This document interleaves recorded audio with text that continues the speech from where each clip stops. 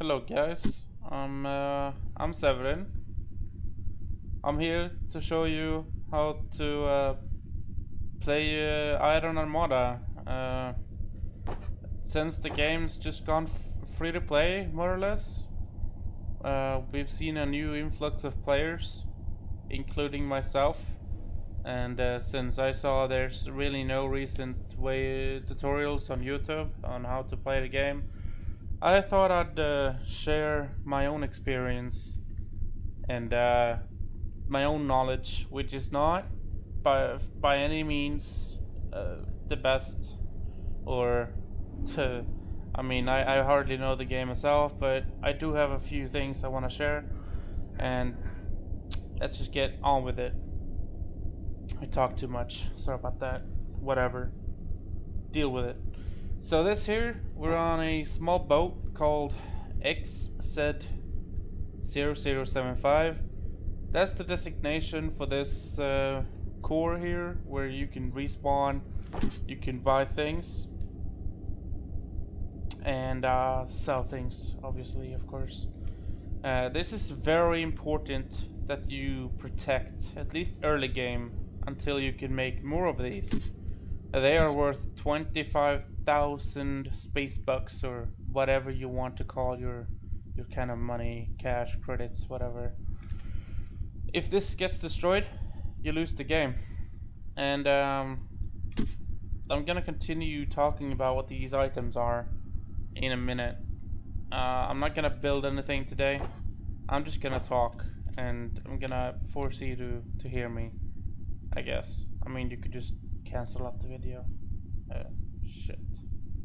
Anyway, let's go on. These are blue sectors. They are planets, and they give you, at least on the servers, they'll give you passive income. And then you have the gray ones and the red ones. So the more of these blue ones you have on normal servers, the more passive income you'll get. Sometimes it's just 2 credits per one, and sometimes it's just 10 per one, so this would be 20, 30, 40, 50. The red ones are enemies, the gray one is neutral. Your secondary objective, really the win condition, is to take them all or to destroy the enemy mothership core. But I do prefer to take the planets, because I mean, I like long games, and I like to have a challenge before I kill my enemy. Because of the fact that so many are new, no one really protects their mothership, and what's really important is that you make small escort ships, or bigger ones if you want to protect it and to engage the enemy. I'm gonna talk about something most people forget. I see it all the time on the servers, and that's this little thing here. When you fly around in your spacesuit and whatever, you're gonna consume oxygen, so you cannot forget to look after this one. And as soon as this one runs out, you're gonna start losing HP. There's this little thing called crew armory, which will essentially give you the possibility to equip other sets of equipment, really, or armor, or whatever you want to call it. So we're gonna fly up to this rock here, and I'm gonna see if I can get some cash, and I'll show you how it works. I'm not gonna go crazy with the building, and you can experience the weapons for yourself. I'll talk a little bit about them, but essentially, I'll just show you this first. We are going to need 500 bucks. Here we go. It's done. Deal, dudley do. You want to think about how you place this, because if you place here, you can walk properly, but if you do this, I mean, it'll stop, and it'll be more of a pain to board the ship after you place it down and whatnot. So for this, you can rotate with the key Q and the key R, as in rotate.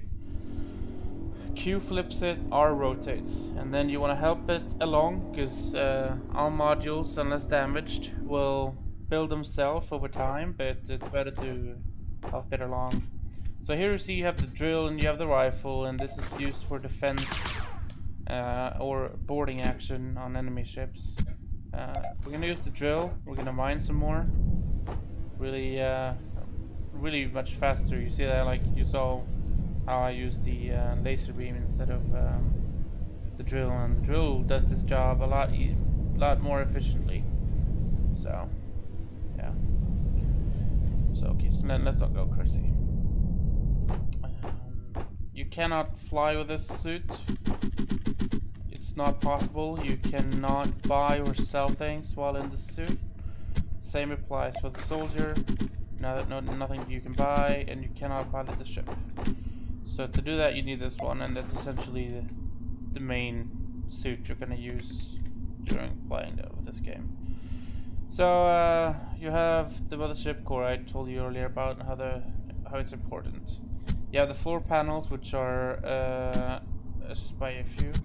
This is your standard pathway and walkway, and that's what makes it easy for you to you know, walk around your ship. As you might notice, I'm trying to build here, and you see some of these red crosses. Something you need to think about when you're building your ship is that whenever you place these engines, they're gonna block everything in their path indefinitely. That's some kind of balancing mechanic that the developers have figured out, and that's just the way it is. So you're gonna have to work around that just to be able to make a very efficient ship. These ones are essentially the RCS thrusters of your ship. You have slightly larger engines here, and this here is the largest and the most efficient engine right now. You essentially want fusion reactors to power this because they take 20 energy per engine, while the other ones take, I mean, less than 10. Another notable engine you wanna use is this one. It has well, there we go. It has that way, thrusting forward, backwards, and the side. So it's really useful on bigger ships to help with turning. And since I don't have enough energy, because I'm using this solo nuclear reactor, I will not be able to operate this one because it needs energy. So I'm gonna go through something here and show you how to activate this one, even though, well, not even though, but since we don't have any energy, we're gonna have to manually activate it. So I'm gonna show you how, but we're gonna buy the fusion reactor, which is kind of funny. But yeah, here we go. We just have to help it along to speed the process up. So what's gonna happen? I don't know if it's gonna activate on its own, but usually it doesn't. It needs the energy to be there before it's finished. So yeah, it didn't. Now you're gonna be really frustrated because you don't know how to get this going, how to put it online. There's no prompt saying that how to do it. But essentially you run up to it, point at it, and press X, and there you go, it's online. You might see, you see the ship is now moving to the right, and that's not because of the rock right there. It's because that the center of mass of the ship is tilted to the left. So there's more weight on this side than there is on this side, essentially causing the ship to drift. Very important to keep a symmetrical shape, or at least counter the weight on both sides, so the thrust and the center of mass is in the middle of the ship and goes straight forward. Otherwise you're gonna have to counteract that drag and drift and annoying piece of shit, you know, whatever. So I mentioned there's a few weapons. There's the rail cannon, static weapon, fires really heavy shells, long range, but it's, as I said, static, so you need to be able to aim with it. Slow reload, very fragile gun, very heavy. You have the flak emplacement, which is a long range gun. It does less damage than the gimbaled assault cannon, but it requires a crew member to operate it. So it's really good against other ships in the sense that it has a long range, it can fire relatively fast, and it only costs 2,000 instead of 3. But the gimbaled assault cannon is a essentially you place it down and it will follow your tracking in the gunner seat or in the cockpit, and you'll see a lot of these ones because they're the main. They're basically the main battleship cannon. You have the point defense cannon, which has the potential to destroy incoming shells of the gimbaled assault cannon. I haven't seen them destroy any flak, but I don't know. It might have just been a coincidence. A few times I've destroyed the shells. Maybe it's not a thing, but whatever. You have the capital helm, which is this one. Looks like this. And then you have the interceptor cockpit, which is the most... well, it's the one you're gonna use the most time. So I don't know. I'm gonna try something out. You can even have 2 of these on a ship. I don't know why you would need one, but maybe, you know, good to have a reserve. 2 pilots. I don't know. It's kind of funny. I was wondering how it would be. So yeah, okay. I was wrong. There's more weight on this side than there is on this side, causing it to drag here.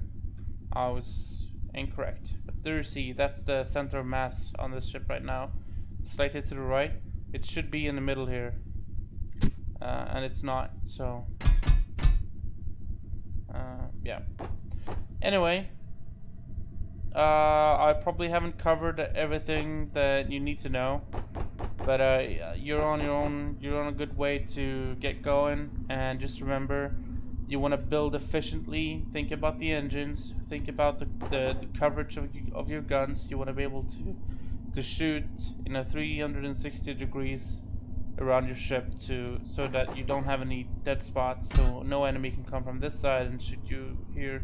You want to have at least one gun facing this way, so at least you can shoot back,